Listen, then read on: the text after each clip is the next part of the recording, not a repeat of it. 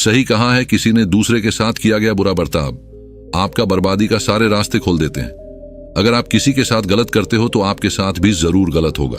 उस वक्त शायद ही आपको समझ ना आए, लेकिन देर से ही सही आपके कर्मों की सजा आपको जरूर मिलती है। आप इससे कभी बच नहीं सकते। जो आपने किया है उसका अंजाम आपको हर हाल में भोगना ही पड़ेगा। अगर आप किसी का दिल दुखाते हो या अगर आप किसी के साथ बुरा करते हो तो देर से ही सही, लेकिन कभी ना कभी आपको आपके कर्मों का फल भोगना पड़ेगा। आइए इस बात को हम एक कहानी की मदद से समझने की कोशिश करते हैं। गौतम बुद्ध हर दिन की तरह उस दिन भी सभा कर रहे थे। तब तक एक ने उनसे पूछा कि गौतम बुद्ध, कर्मों का फल कैसे मिलता है? कृपया इस बारे में आप मुझे समझाएं।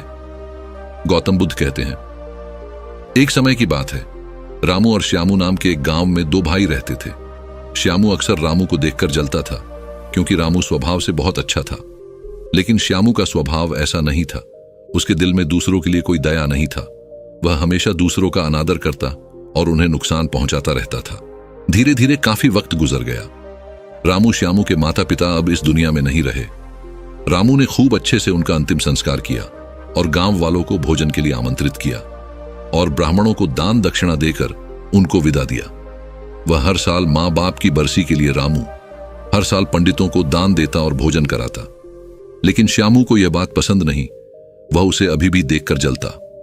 अगले साल रामू ने राजा को बुलाया और राजा के सामने पूरे गांव को खाना खिलाया और दान दिया, ताकि उसे माँ बाप स्वर्ग में खुश रह सके। यह सब देखकर राज श्यामू से बोलते हैं, श्यामू, तुम्हारा भाई तुम्हारे माँ बाप के लिए इतना कुछ करता है, तुम यह सब क्यों नहीं करते? क्या तुम्हें समझ नहीं है कि तुम भी अपने माँ बाप के लिए कुछ ऐसा ही करो? श्यामू ने कुछ नहीं बोला और वहां से चला जाता है।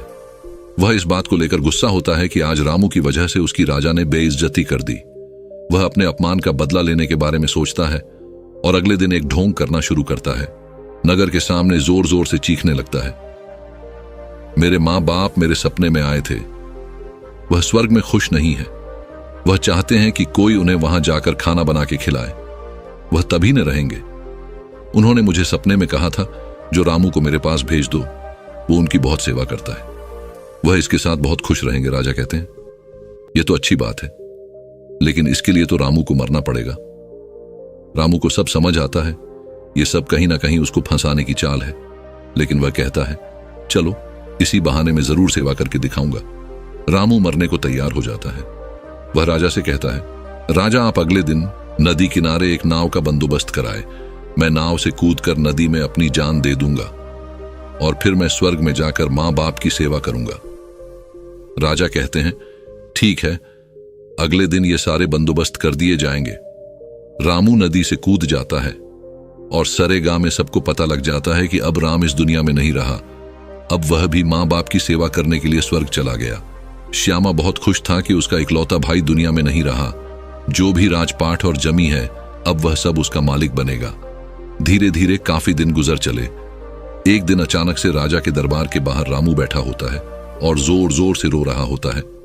राजा के सिपाही दरबार में ले जाते हैं और बोलते हैं, यह चमत्कार कैसे हुआ? तुम जिंदा कैसे हो? यह सब क्या बला है? फिर राम बताता है, मैं स्वर्ग में गया था, मैंने वहां देखा, लेकिन मेरे बाबा अब भी खुश नहीं है। वह मेरे पर गुस्सा हो रहे थे। उन्होंने मुझसे बोला, तुम्हें वैसे खाना बनाने भी नहीं आता तुमसे? अच्छा तो श्याम है, वह अच्छा खाना बनता है, इसलिए तुम जाओ और तुम उसे भेज दो। राजा श्याम को बुलाते हैं और सारी बात बता देते हैं कि तुम्हारे भाई ने तुम्हारे मां बाप के लिए इतना त्याग किया है, लेकिन अब तुम्हारी बारी है क्या? तुम उनके लिए ऐसा कुछ नहीं करोगे शाम को?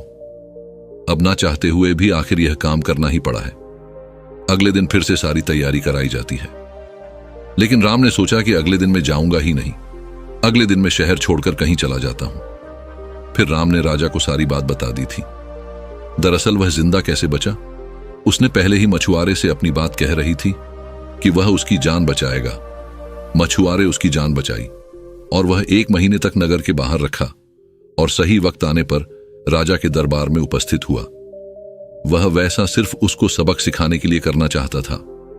राजा बोले, चलो अच्छी बात है, लेकिन उधर श्यामनगर छोड़ने का प्लान बना चुका था कि अगली सुबह वह वहां नहीं जाएगा। वह रात के अंधेरे में घर छोड़कर भाग लेता है। सिपाही उसे देख लेते हैं और उसे रोकते हैं। वह द्वारपाल के साथ लड़ाई करता है और एक को धक्का देकर वहीं गिरा देता है और पत्थर पर गिरने की वजह से उसे सिर को चोट लग है और एक सिपाही वहीं मर जाता है। आखिरकार यह सारी बात राजा को पता लग जाती है। राजा उसे माफ करने वाले थे, लेकिन वह अब और गुस्सा हो जाते हैं। फिर अगली सुबह उसे नाव से वैसे धक्का दे दिया जाता है और वह उस नदी में डूब जाता है। अब उसे अपनी गलती का बहुत अफसोस होता है कि यह सब उसने ये क्या किया। जिंदगी की आखिरी मौके पर भी वह दूसरों का बुरा ही करना चाहा और आखिर में उसे भी अपने जान से हाथ धोने पड़े। तब गौतम बुद्ध समझाते हैं, कर्मों का फल ऐसा ही होता है। बुरे इंसान को आखिरी वक्त तक सही और गलत की पहचान नहीं होता। जिंदगी ऐसी ही नहीं चलती। जिंदगी समझने की चीज है। उसने महात्मा से पूछा, कर्म कैसे बनते हैं?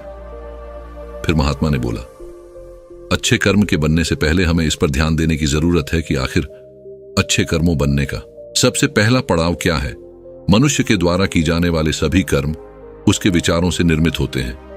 हमारी सकारात्मक या नकारात्मक सोच विचारों को जन्म देती है और वही विचार कर्म बनते हैं। इस तरह सोच सकारात्मक होने पर ही अच्छे कर्मों का निर्धारण हो सकता है। उसने फिर महात्मा से पूछा, पाप का फल कब मिलता है? फिर महात्मा ने बोला, पाप का फल किए गए कर्म पर निर्भर करता है। यदि आपके द्वारा किए गए कार्य बुरे हैं और वह अच्छे कर्मों की तुलना में अधिक है, तो इसका फल आपको अगले जन्म में भोगना पड़ेगा। यदि बुरे कर्म कम है तो इसका भुगतान आपको इसी जन्म में करना होगा। इस प्रकार यह चक्र चलता रहता है। जब तुम जिंदगी को समझते हो तब तुम खुद को समझ पाते हो। तुम तभी देखोगे कि इस दुनिया में जितने भी जीव जंतु पैर पौधे हैं, सब तुमसे जुड़े हैं। उनकी रक्षा करना, उनके बारे में अच्छा सोचना और उनका भला करना भी तुम्हारी जिम्मेदारी है। जब तुम दूसरों के लिए अच्छा करते हो तो बदले में तुम्हारे लिए भी अच्छा होता है। लेकिन जब तुम किसी दूसरे का बुरा करते हो और तुम्हें लगता है कि तुम्हारे साथ बुरा नहीं होगा, और हो सकता है कि शायद उस वक्त तुम्हारे साथ बुरा ना भी हो, लेकिन ऐसा कुछ नहीं। कभी ना कभी तुमको उसका हर्जाना भुगतना ही पड़ता है। इसीलिए तुम्हें यहां पर किसी का बुरा करने का कोई हक नहीं है। तुम्हें यहां पर किसी के साथ गलत व्यवहार करने का कोई हक नहीं है, क्योंकि कर्मों का फल कभी ना कभी मिलता ही है।